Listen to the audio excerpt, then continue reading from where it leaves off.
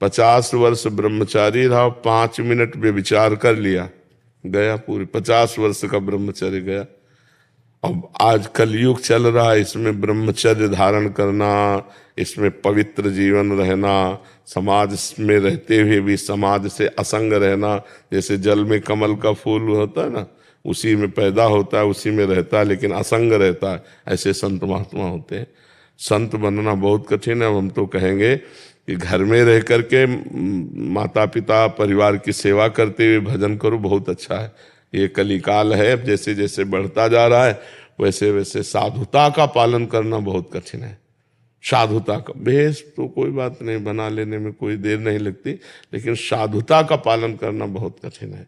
संतत्व का पालन करना, अपने गुरु परंपरागत आचरणों का पालन करना बहुत कठिन है। तो इसलिए घर गृहस्थी में रह के भजन करो। ऐश्वर्या जी मथुरा से। राधे राधे। राधे राधे महाराज जी।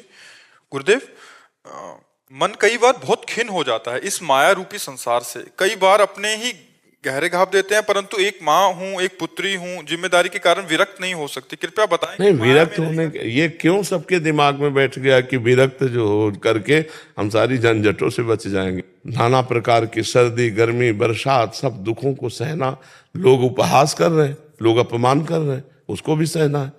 ये संत का जो मार्ग है बहुत कठिन मार्ग है। ये थोड़ी कि हम संत बन गए तो लोगों को ऐसा लगता है संत बनना बहुत कठिन बात है, बहुत कठिन। माया से कैसे दूर? अरे ये माया है, देखो ये माया, ये शरीर माया है, मन माया है, बुद्धि माया है, चित्त माया है, अहंकार माया, अंदर बाहर माया ही माया है। माया कोई गलत नहीं है। जब हम इसका गलत प्रयोग करते हैं तो गलत है। देखो हमारी वाणी है, इससे हम राम कृष्ण बोल रहे हैं या किसी को गाली दे दें तो गाली देना माया में फंसना, राम कृष्ण बोलना भक्ति में है। ये शरीर है, हम दूसरों का उपकार करते हैं, धर्म पूर्वक चलते हैं तो यही माया हमारे हितकर है, और इसी से हम जब गलत करते हैं तो जेल और नरक भोगना पड़ता है। माया कोई बुरी वस्तु नहीं है। देखो क्या माया नहीं, माया हवा दे रही, माया माइक से आवाज जा रही, माया बुलवा रही। तो जब हम माया का दुरुपयोग करते हैं तो बुरी चीज है, नहीं माया का सदुपयोग। अच्छा रुपया है, माया है ना, संत सेवा में लग गया, रुपया है किसी बीमार की सेवा में लग गया, माता पिता की सेवा में लग गया, तो माया ही तो है ना। कितना बढ़िया जगह लग गई। अब वैश्यागमन में रुपया लग गया, शराब पीने में रुपया लग गया, पार्टीबाजी में रुपया लग गया, गलत। माया का गलत प्रयोग ना करो तो भगवान से माया मिला देगी। भगवान की तो माया है ना। आप हमें बताओ माया बुरी कहाँ है? जहां हम बुरे आचरण किए वही माया बुरी है, और बुरे आचरण छोड़ दो तो माया नाम की कोई चीज ही नहीं। भगवान ही भगवान है, कोई माया नहीं। बताओ कहाँ माया है? ये शरीर भगवान का रचा हुआ है, मन भगवान का रचा हुआ। अच्छे आचरण करो, माया नाम की चीज नहीं। लोग गंदे आचरण करते हैं और दोष दे देते हैं माया बहुत बुरी है, माया बहुत बुरी है। नहीं, माया बुरी नहीं यार, तुम बुरे हो, तुम बुरा आचरण करते हो। नहीं तो माया के पास दोनों डिपार्टमेंट है, अच्छे भी हैं और बुरे भी हैं। तो बुरे मत बनो, अच्छे बन जाओ। तो देखो तुम्हें ये कपड़ा है, ये कपड़ा ही तो है ना।